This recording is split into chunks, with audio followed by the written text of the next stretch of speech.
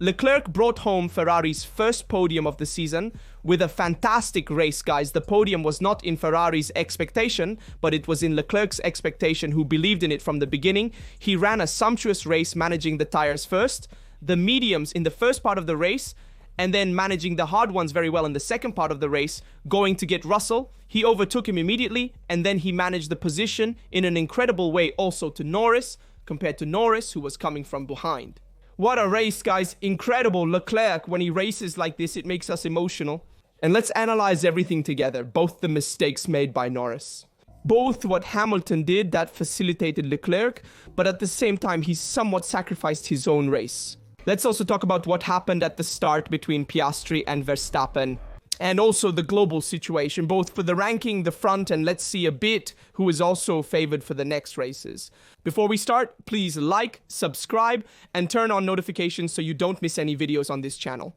So let's first look at the ranking that sees Piastri win this Grand Prix in Jeddah with a very solid race, because he managed to defend himself from Verstappen in turn 1, anyway, having it better.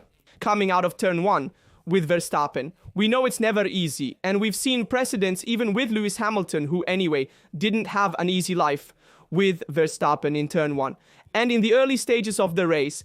And Piastri on this is very icy, very cold, manages to maintain that lucidity that is needed to face a champion, a 4-time world champion like Max Verstappen. So great victory of Piastri, who once again proves to be superior to his teammate Norris, and who proves to be a driver ready to fight for the title. I see Piastri much better as a driver even compared to Norris to fight for a world championship. So great race by Oscar, guys, because he is often also underestimated and is not given as a driver who can maybe fight for the world championship, being also very young. But guys, in my opinion, at this moment, Piastri is a stronger driver, both in terms of talent, but also in terms of mental clarity compared to Norris. So a lot of stuff, great Piastri and his great victory here in Saudi Arabia. It's true that he had the best car, but it's never easy, let's say, to defend yourself from a Max Verstappen so competitive. And we saw a strong Verstappen who had a great race. That mistake in turn 1 cost him dearly. In the end, he received a fair 5-second penalty. From my point of view, we can also analyze it with the onboard and the start together. Then, in third place, we said about Leclerc, guys. I already point out that we have the ranking here that Leclerc did 32 and 192 as a fast lap that is written here. And take into account that at the end of the race, Leclerc was running with a 21-lap hard tire on 32 and 5, but he did many laps on 32 and 2, 32 and 3, 32 and 4. He was running on 32 and low, having a 21-lap tire. It is true that the tire degradation is less than it gets consumed, more gasoline is used, so it is a lighter car. But he did a sumptuous race, pushing from start to finish and doing the qualifying laps. So Leclerc brings home the first Ferrari podium of this season, obviously excluding the sprint race won by Hamilton, and Leclerc reaches the 44 podiums also made by Alonso. And the race of Leclerc, where is it that made the difference, Charles? Certainly in pushing from the beginning to the end with qualifying laps, in extending the first stint, because he did a much longer stint compared to the opponents with medium tire. Let's also see together from the graphics, Leclerc did 29 laps with medium tire compared to the 21 done with hard tire, because he had more pace with medium tire even towards the end of the stint. This thing was also done by Norris, but with the difference that Norris started with Gomard. So this also makes us notice how well he managed to handle the tires, but at the same time push so much Leclerc. Of course, if there had been a safety car, it would have helped even more. But anyway, Leclerc managed to do a very good first stint, and also the second. But the real advantage is when he passed Russell. When he passed Russell there, he did something amazing because he managed to overtake him immediately. He reached him and passed him immediately and overtook him in an excellent way because he positioned himself on the outside. Then he overtook him and then closed towards the inside, not giving Russell the opportunity to respond. On the contrary, Norris, who came fourth, I remember he did the 31.7, but he had a significantly worse race compared to Leclerc's race management, because he finished behind Hamilton and there was an exchange of 2 laps in which Hamilton overtook him. Norris had to overtake him again because Norris was passing the last corner to Hamilton, and Hamilton overtook him in turn 1, and there he lost time. And at the same time, However, Leclerc was advantaged there because Hamilton made Norris lose time. Norris lost time in that part of the race. And so Norris at the end of the race arrived at 1 second and won. How much did he arrive? Just a gap of 1 second from Leclerc. So that initial part of the race where there was that clash between Hamilton and Norris clearly facilitated Leclerc, and there Norris played his podium. And at the same time, however, he also made a mistake. Disadvantage in some way Hamilton, because anyway he lost a bit of time, which then allowed us to fight there in front with Antonelli for the 6th position, even though in my opinion Antonelli had more pace than Hamilton in this race. So let's say it's more the benefit that Leclerc drew thanks to the brawl made between Norris and Hamilton compared to the advantage that Hamilton could have. Having said that, we then have the two Mercedes in 5th and 6th position with Russell and Antonelli. 7th Hamilton, 8th Sainz, 9th Albon, who did a great strategy game at Williams by giving each other the drag reduction system. Sainz gave the drag reduction system to Albon to defend himself from Yara in 10th. Then it would be Lawson who then received a 10-second penalty. So there's Alonso in 11th, 12th, Lawson, and so on, all the others. Let's analyze the scenarios now. Let's start from the start. In fact, first I'll show you the standings. Let's make a brief comment on the overall standings, and then we'll also look at the start. So the standings currently see Piastri in 1st place with 99 points. So a 10-point lead over Norris in 2nd. And at this moment, the standings show the two McLarens in front. But in the last few races, Norris has been losing a lot of points, both in Bahrain and here in Jeddah. He has lost several points also to Verstappen. So we have the two McLarens up front, 87 points, 73, 47 points. The negative note is that Leclerc is quite detached from Piastri up front, while then 6th Antonelli, 7th Hamilton, and so on, all the others. Let's look at the team standings instead, which sees McLaren with 188 points, Mercedes with 111. The difference being that Mercedes runs with 2 drivers. Red Bull once again has a Tsunoda who has retired and so runs with only 1 driver who brings home points. So Red Bull 3rd and Ferrari 4th with 78 points, still close to Red Bull. Having said that, I show the standings also because it is crucial in Red Bull, they say, for Vesta to stay close to Piastri and Norris, because they expect that from the Spanish Grand Prix, both McLaren and Mercedes should suffer a bit more due to the ban that exists on flexible wings, and therefore they should lose some advantage. To the advantage, excuse the pun, of Red Bull and Ferrari. So pay attention also to this crucial detail. So let's now look at the start together, analyze Verstappen's cunning move, and then let's also look at the various points where Piastri made a difference and where Hamilton also made a difference. So this is the start. Let's watch it together. Let's see how Verstappen immediately takes off towards the inside, and instead Piastri tries to defend himself from Verstappen. Good. Then let's move on. We see here how Verstappen does his usual strategy of pushing the opponent towards the inside. In this case, Piastri, who, in my opinion, hadn't even started badly. He had started quite well compared to Verstappen, who instead started from the pole and started worse than Piastri. Then, let's move on. Here he immediately takes off to the outside. You see Verstappen's tactic, to immediately take off to the outside and then bring more speed in transit, because you're making trajectory from the inside where he was positioned at this moment.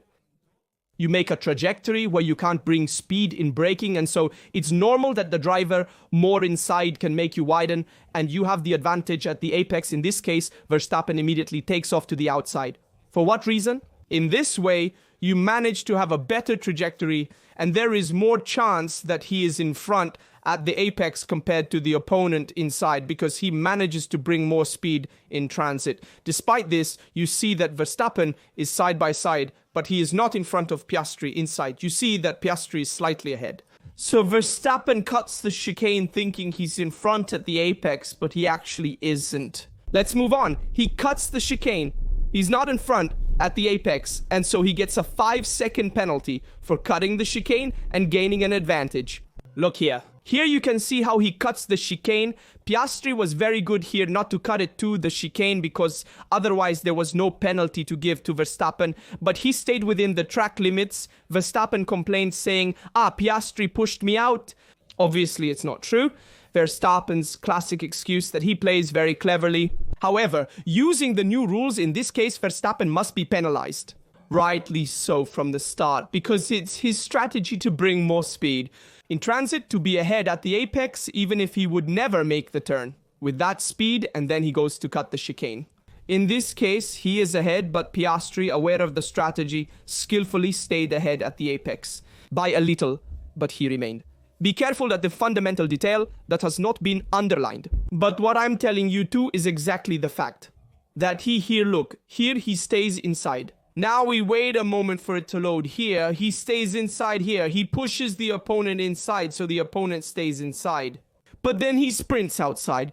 And the detail is this, that Verstappen sprints outside of the curve and therefore manages to make the best trajectory. Compared to the opponent, it's as if Verstappen is somewhat intimidating the opponent, pushing him inside.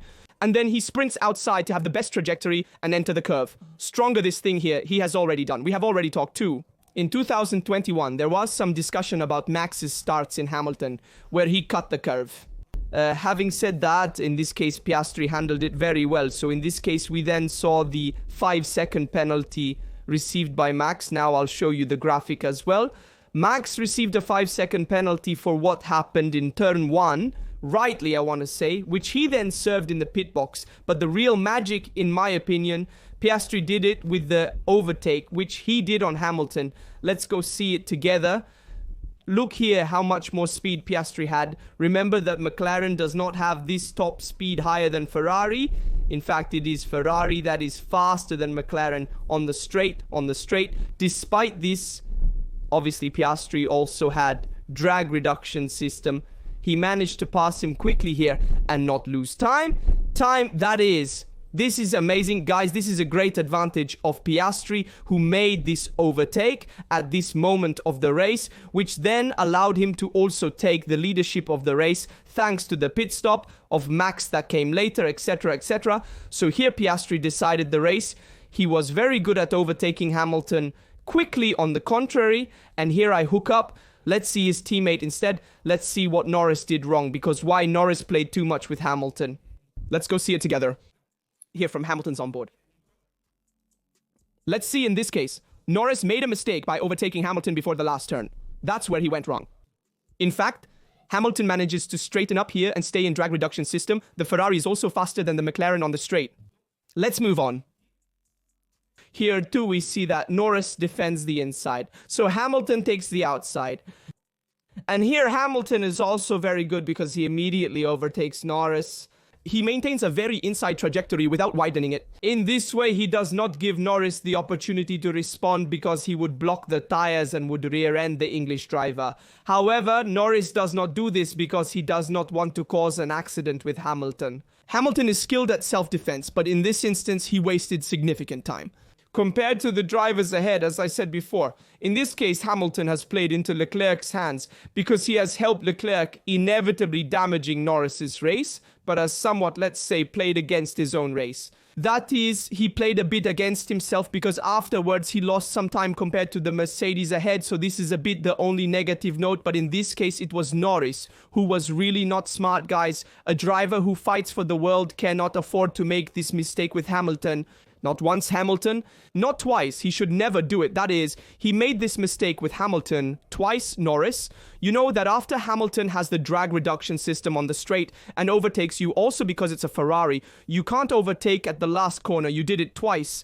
And so it's fair that Norris doesn't get to the podium. It's a bit of karma in my opinion. That is, you're not a strategic driver who fights strategically on the track. Understood? And you need to think on the track, be lucid, and understand when is the right time to attack the opponent on this. Verstappen is a master. Even Hamilton is very good at this, and even Piastri is showing it.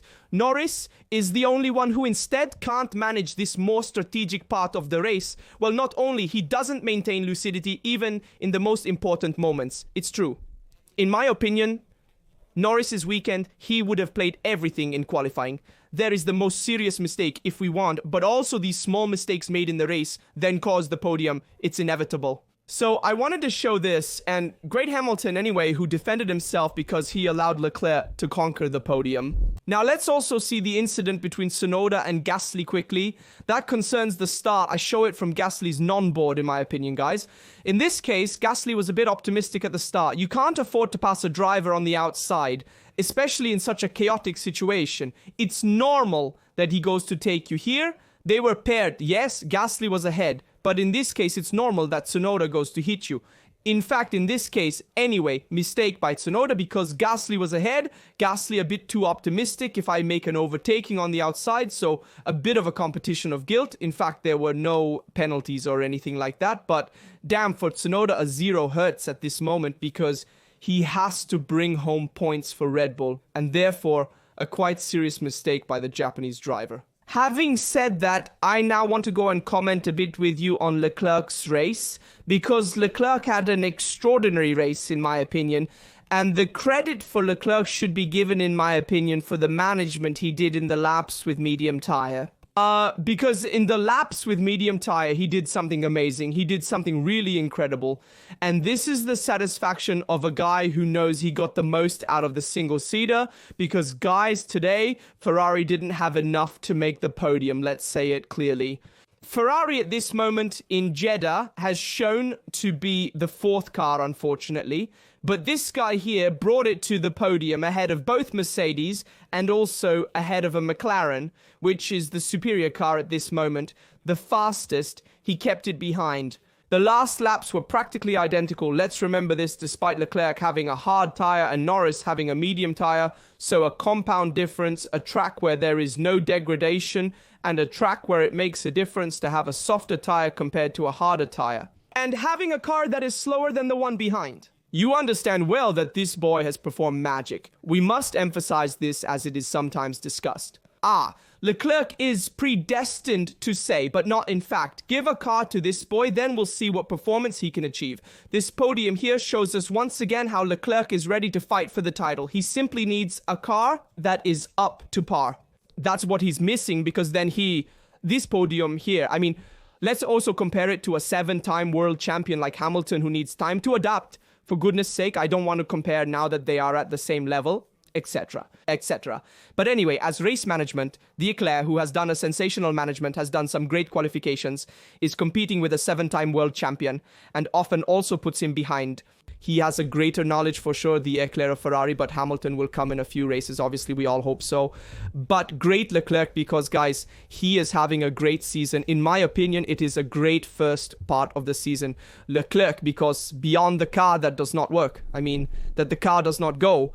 And let's say, clearly, he also expected something different. Damn, Leclerc is doing something incredible. He is getting the most possible out of this car, and it should be underlined. So great Charles, because anyway, the podium is fundamental of the first Ferrari podium of this season. And it also serves to bring home more points because maybe from the Grand Prix of Spain, something changes. And this is a bit what everyone expects also. The opponents for the ban on flexible wings, especially, let's say, a decrease of the advantage of McLaren and also of Mercedes. So it would benefit Ferrari and Red Bull who have these wings that flex a little less. The real difference, though, among other things, something I want to note on the Leclerc, also that in the first sector, he was very strong, okay?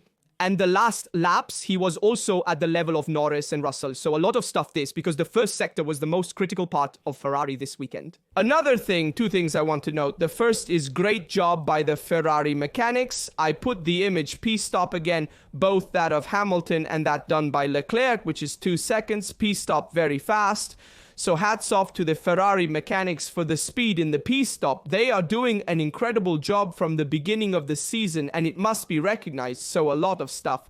Better even than the opponents, better even than Red Bull, which is always specialist in this. Instead, for example, in Japan, they made a mistake. So they have also in Bahrain in several races, not in Japan, in Bahrain made a mistake. So, in short, they are not so up to the mark. The Red Bull mechanics have always been better. While Ferrari top second thing is that Ferrari still lacks a bit of speed since it is for the load generated by the bottom.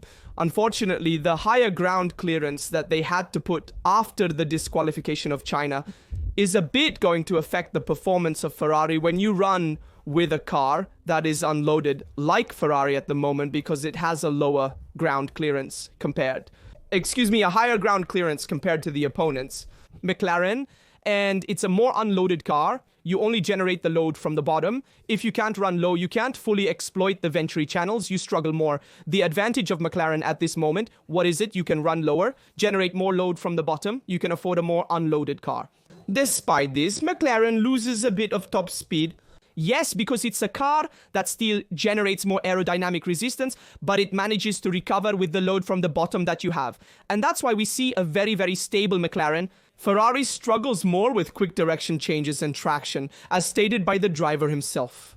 Leclerc, in qualifying, I was risking hitting the wall 2 or 3 times. It's a car that needs to be driven very much on the front. The Ferrari focused on the front, so it allows you to be precise, have less understeer, but at the same time, you have a super unstable rear end that you have to try to manage. In short, it was very difficult to drive, and Leclerc has done magic. In qualifying, imagine driving a car like this in a race. It's true, you have more load. With less fuel, the car is heavier and slightly easier to handle, but it remains challenging in the final laps. Charles really did magic, so I know I've said it many times, but I want to repeat it, great.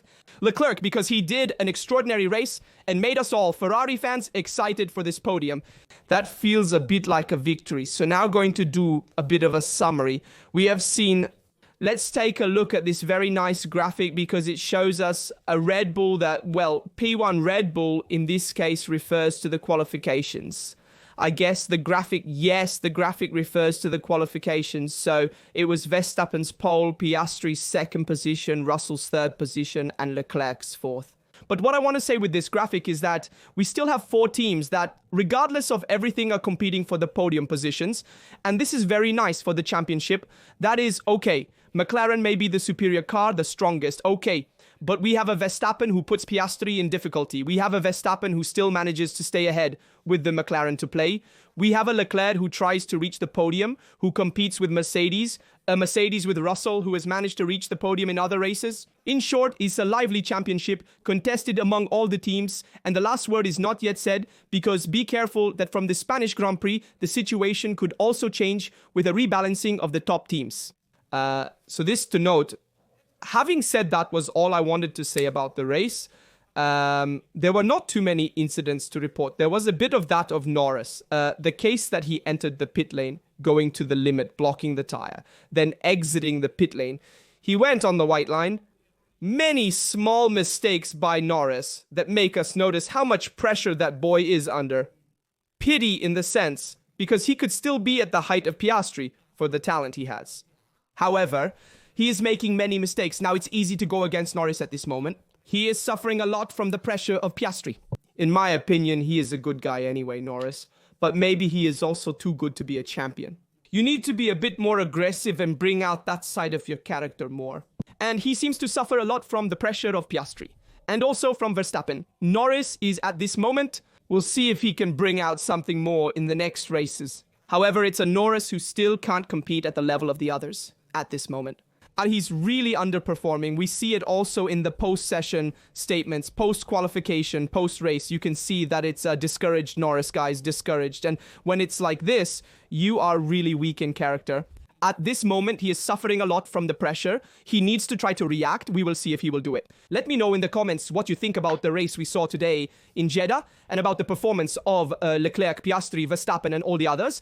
Of course, I remind you to leave a like, to subscribe and activate notifications so you don't miss any video that comes out here on the channel. Every day, I update you on all the Formula 1 news and specifically on Ferrari, I leave you other related videos. Here from Rasaduto, see you in the next video.